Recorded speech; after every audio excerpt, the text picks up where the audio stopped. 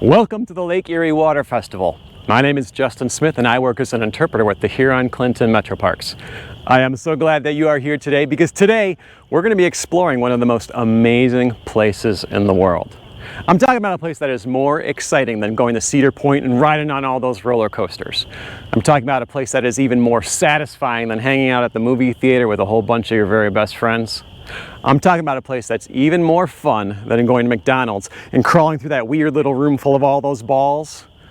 I'm talking about a place where you can find this. Well, no, it's not a corn dog on a stick. This is a cattail. And this kind of cattail is not the kind of thing that grows out of the butt end of a cat. No, this is an aquatic member of the grass family. Now I say aquatic because cattails love water. If you are in Michigan, which you probably are, and you go to a lake or a pond or a river or a stream, and you have maybe even a ditch or a puddle, and you have maybe at least an inch of water, at least for part of the year, you might see a cattail. They need at least that much. They might have water all the way up to your waist, all the way up to your chest, but the cattail needs water because if you have water and you have cattails, you have a place called a marsh. Now, a marsh is a wetland that's defined by the vegetation that emerges out from it, like the cattails. So if you have cattails, you have a marsh, and a marsh is one of the most amazing places there is. Partly just because it has cattails. I mean, this member of the grass family is really cool. The part that looks like a giant corn dog, well, don't eat it.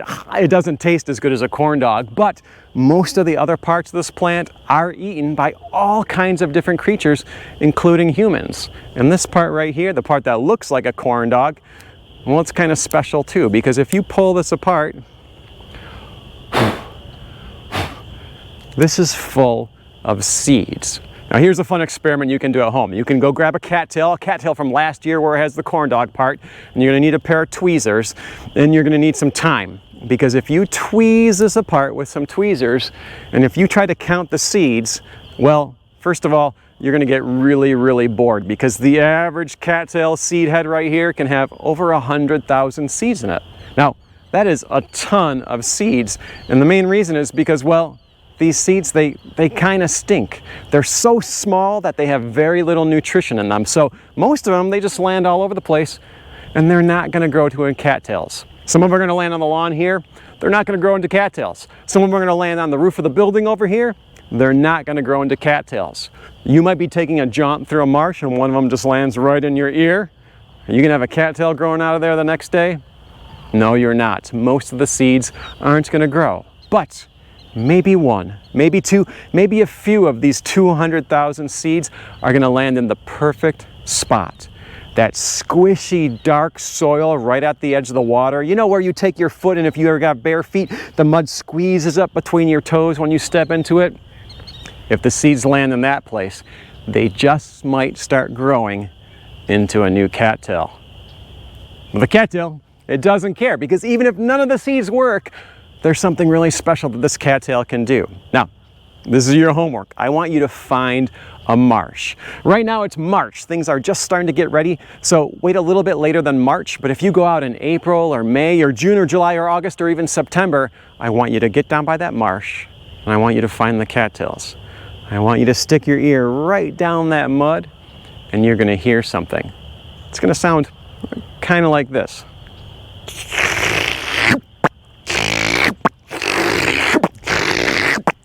Because this cattail is spreading.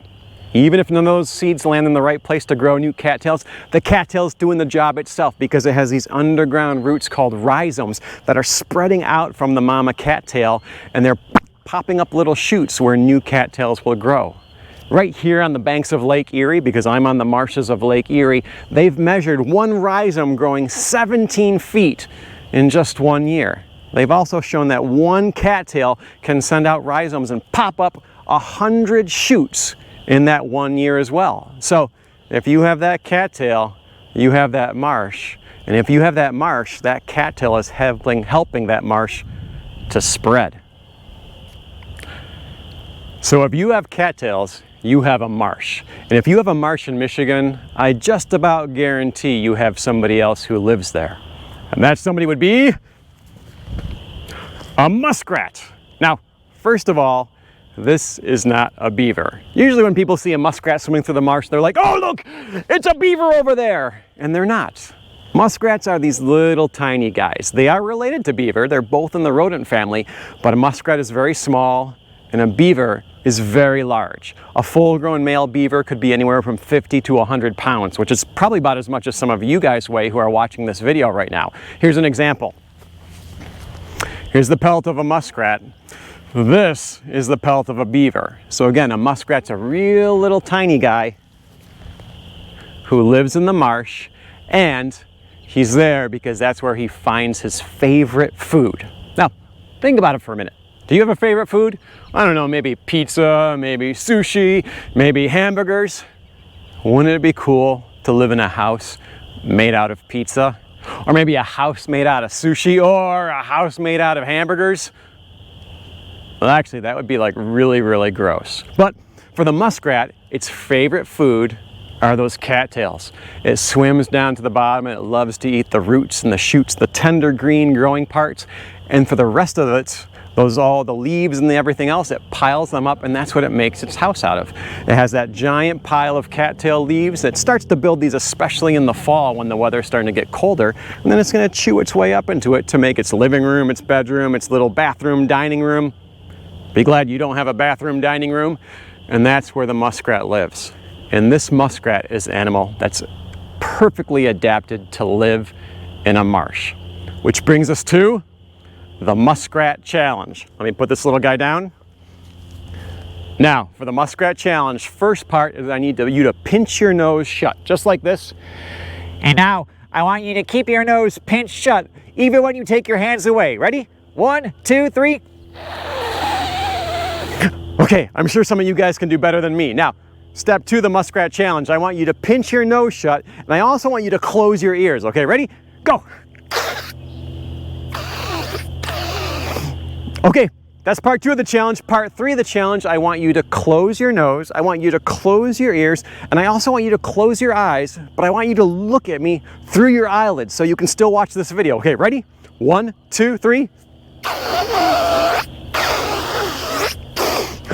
Okay, part 4 of the Muskrat Challenge. I want you to pinch your nose shut, keep it closed even when you take your hands away. I want you to close your ears. I want you to close your eyelids, but still look at me through those eyelids. And I also want you to close your mouth, but I want you to make sure that your teeth are still sticking out in the front so that I can see them. Okay, ready?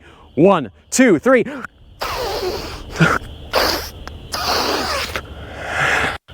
Man, we are like horrible at this game, aren't we?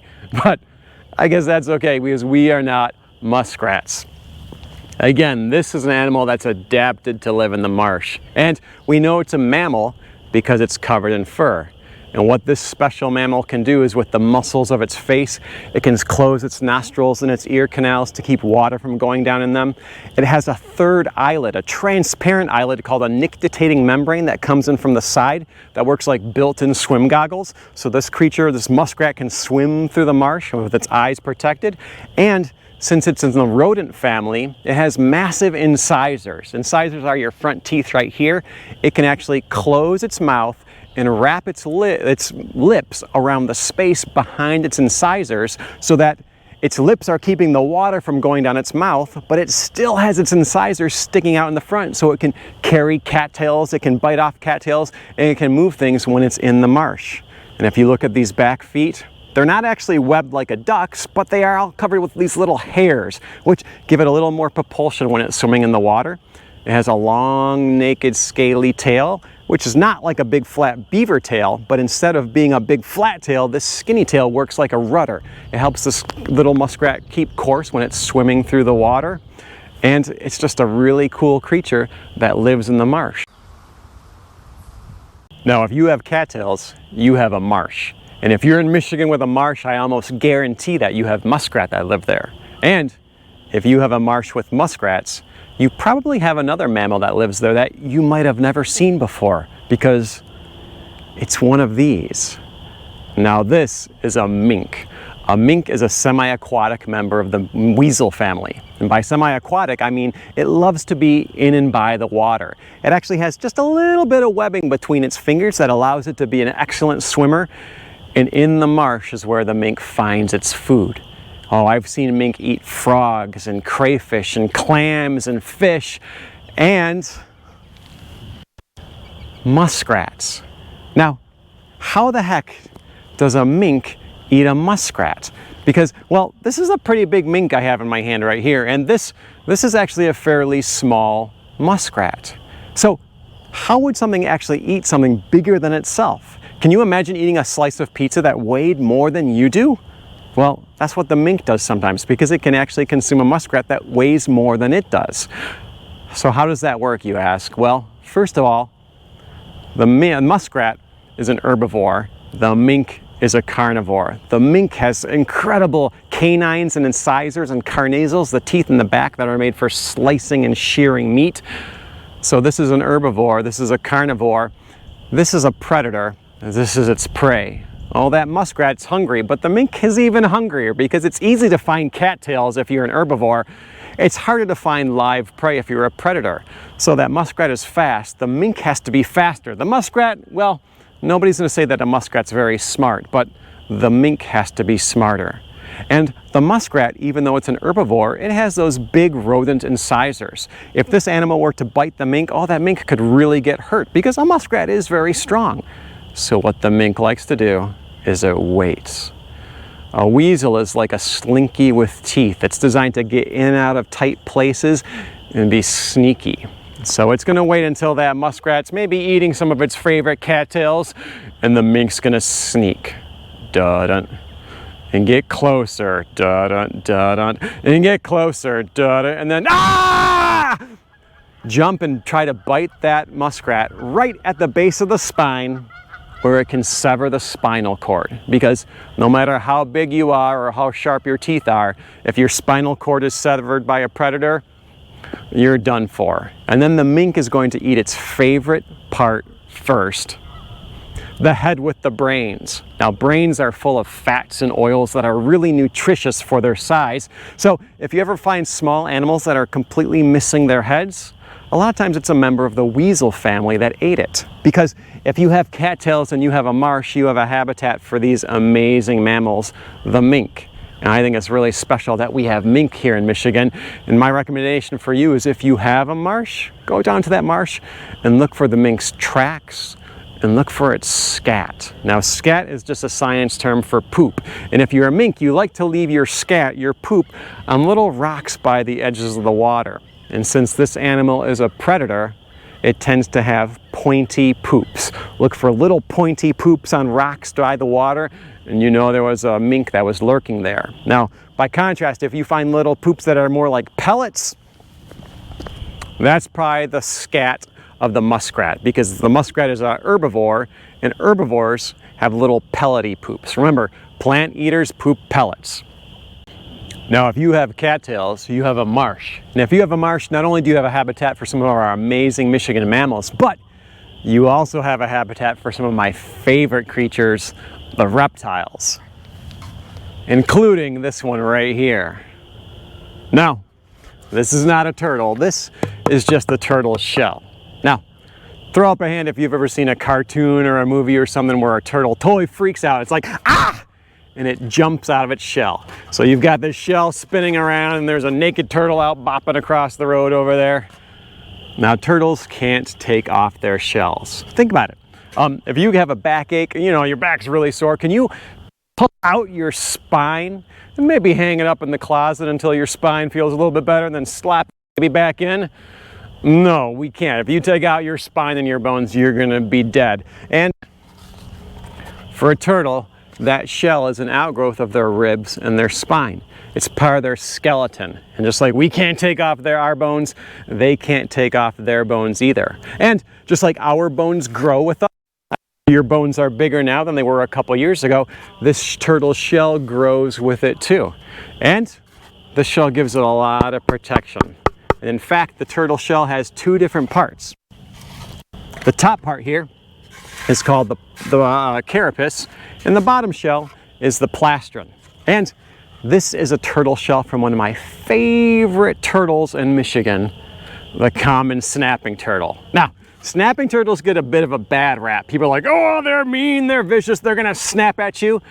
And in fact, I have a snapping turtle story of my own, because when I was in the 3rd grade, I was out walking through a marsh. I had taken off my shoes and socks so my feet could squeeze through that mud because, well, I was with my best friend Danny, and this marsh was on a golf course, and we were using our toes to see if we could find golf balls. We were going to take them, clean them up, sell them to the golfers, make like $1 million.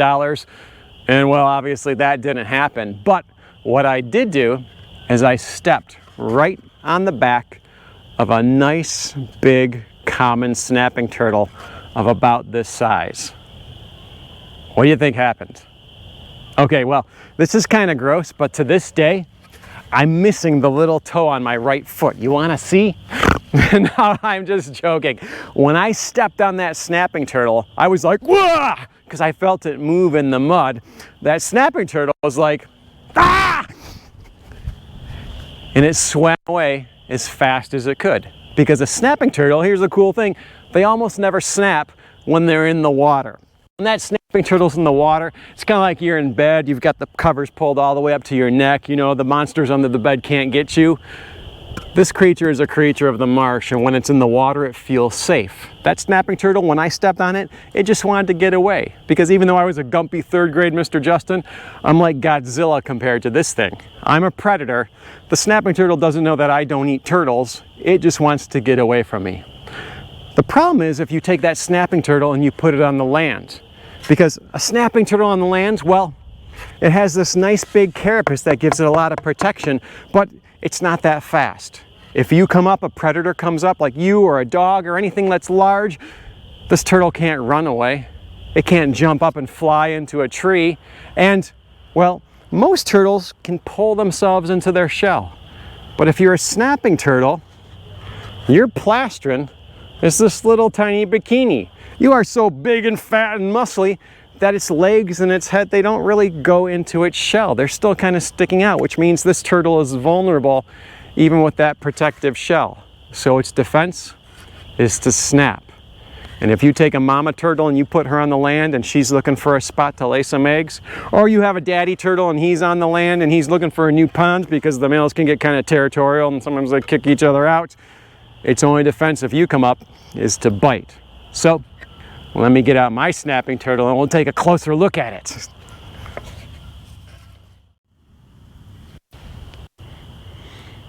Now here's my snapping turtle, and man, I love turtles, and I especially love snapping turtles because when you're holding a snapping turtle, you're holding a reptile that's ancient. You're holding something that's looked this way almost since the dinosaurs were stomping around on the earth. And now my snapping turtle, a little shy right now, is a very young one, just 2 years old, so I'm not worried about being snapped by this one, but you can see that nice protective carapace. And you can see that little tiny bikini bottom plastron and how big and muscly and meaty the snapping turtle is, how it really can't pull itself into that shell. But in fact though, if you're ever feeling kind of lazy, the snapping turtle is the turtle for you. Because when snapping turtles are young, they have to be pretty active to find their prey, but the older they get, because in 30, 40, 50 years, this snapping turtle might be a regular old marsh monster living out here in Lake Erie. The older they get, the lazier they become. And if you're a snapping turtle, you have some special adaptations to help you get your food, one of which is on your tongue. You can just kind of stick that baby out. And there's a little barbell on the tip. It looks a little bit like a little squirmy worm stuck on your tongue, which would be extra gross if you're a person, and it's extra awesome if you're a snapping turtle, because, well, snapping turtles like to eat fish. And if you don't have to chase the fish, all the better. That big old adult snapping turtle can just lay down there in the mud on the bottom of the marsh. It can open up its mouth, and that little barbell twitches just like a little worm. And if there's a little hungry fish around that's like, hey, I think I'm gonna go eat that worm. And that snapping turtle's like, I think I'm gonna eat that fish. Because if you have cattails, you have a marsh. And if you have that marsh, you have a habitat for our reptiles. And one of the wonderful things about marshes is they're one of the perfect places for raising baby animals. Baby turtles, baby snakes, baby frogs, as tadpoles, baby fish. Marshes are like a regular old cradle supporting all this young life, including these young little snapping turtles. Now, if you're at a marsh, you're at a habitat not just for turtles, but for some other reptiles that are some of my absolute favorites. Snakes. And since we're at the marshlands along Lake Erie, we're in the home of one of the rarest snakes in our state and even in the whole country, the eastern fox snake. I've heard there's one that lives right around here. Let's go see if I can find it.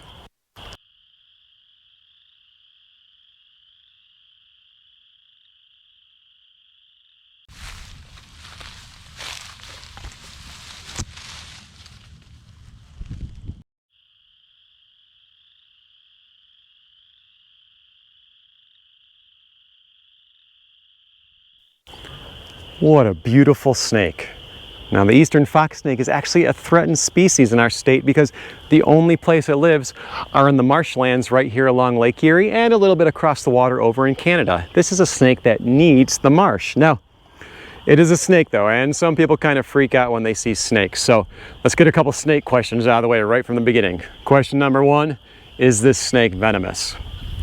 No, the eastern fox snake is not a venomous snake. The only venomous snake we have in Michigan is the Massasauga rattlesnake, the eastern Massasauga rattlesnake. And while historically they lived in the marshes down here, nowadays you don't find them by the marshes at Lake Erie anymore. They only live in very small pockets of habitat across the state. And a Massasauga rattlesnake is a short, fat, really shy little guy. So if you live in a place with Massasaugas, you're really lucky.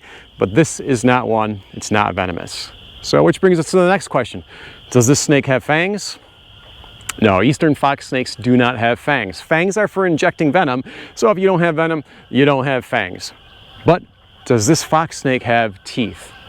Oh yeah, it has plenty of teeth. Tons of little tiny sharp teeth that kind of point backwards in its mouth that it uses to hold its prey, so when it bites something, it can't get back out of its mouth. And when we're talking about prey, we're talking about this snake being a constrictor. Because this snake, when it bites its prey, oh, it specializes in eating little fuzzy things. Mice, shrews, voles, kindergartners, baby birds. Oh, I'm just joking. It doesn't eat kindergartners. They're way too big. But when it bites that little animal, it wraps its body around it and it begins to squeeze. And we used to think that constrictors suffocated their prey, and they do, but the force of that squeeze is so powerful compared to the size of those little creatures that it actually just kind of crushes the internal organs and that little thing dies. And I did say birds in there, because a fox snake is an outstanding climber. I've watched one right here at the marshes at Lake Erie climb a tree and eat a whole nest full of baby robins. Now, that was a really bad day for the robins, but it was a really good day for the fox snake. Which brings us to another question. Could it bite you? Yeah, definitely. A fox snake, an eastern fox snake, it could bite you, especially if it feels scared or if you do something to hurt it. Because, well, a snake, it really has two choices. If it's scared or threatened, it can either run away or it can bite. Although this snake is a little bit special because it has a third little trick up its sleeve, even though it's not wearing a shirt. And now I said this is not a rattlesnake and it doesn't have venom, but the eastern fox snake can mimic a rattlesnake.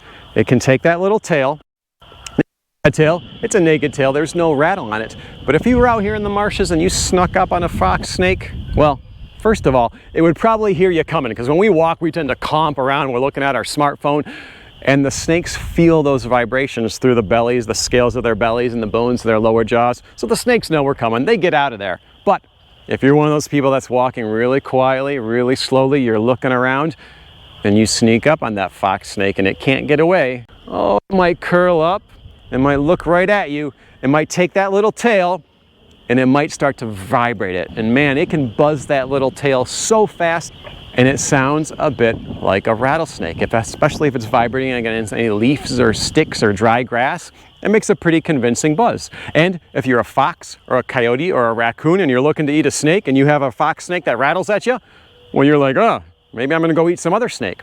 Unfortunately, if it's a fox snake and it's in your backyard over here by Lake Erie, and somebody comes out and they're like, oh, it's a rattlesnake, and then they take a shovel and they chop off its head. You have one more dead fox snake. And again, this is a threatened species because the only place they live in these marshlands. And I really love having them out there. It's an awesome day when you find a fox snake, and I'd much rather go out there and find beautiful fox snakes than come home and, well, have mouse droppings all over my kitchen countertop, because that's just one of the things fox snakes do for us people. They control rodent populations. They're eating things that we don't want running amok, but it's not just about the service they provide us, it's about the fact that they're a fellow creature that's living out there in the marshlands, because that's their habitat, that's where they live, that's what they need. And if you come out here to the marshlands, you might just see a fox snake. But it all comes back to the cattail. Because if you have cattails, you have water. And if you have water and cattails, you have a marsh. And if you have a marsh, you have a habitat that supports plants like the cattail, that supports mammals like the mink and the muskrat, that supports reptiles like the snapping turtle and the eastern fox snake. This is a habitat that supports hundreds of different species of insects, countless amphibians and fish, and even people like you and me. Because it's the marshlands that help filter our water, they help clean our water, they help prevent runoff. They're doing all kinds of services, not just for all the creatures that live in there, all the birds you can hear in the background, but for us as well. So while a marsh might not be as exciting to you or to me as riding on a roller coaster, it might not be as satisfying as watching a great movie with your friend, or as exciting and fun as crawling through that weird little ballroom in McDonald's. To all the creatures that live in it and that depend upon it, including you and me, it's the greatest place in the world. So I would ask you to go take some time, go find a marsh or a swamp or a river or a lake or a pond or any of our marvelous wetlands that we have in Michigan, and go out there. Spend some time, get real quiet, look, listen, see what creatures you can find out there. Because if you're standing by a marsh, you're standing by one of the most amazing places in the world. And again, my name is Justin Smith, and we would love to see you out at one of our metro parks, Oakwoods Metropark, Lake Erie Metropark, any of our other metro parks, because they all have marshes and other wetlands, and we'd love to see you there. So thank you very much.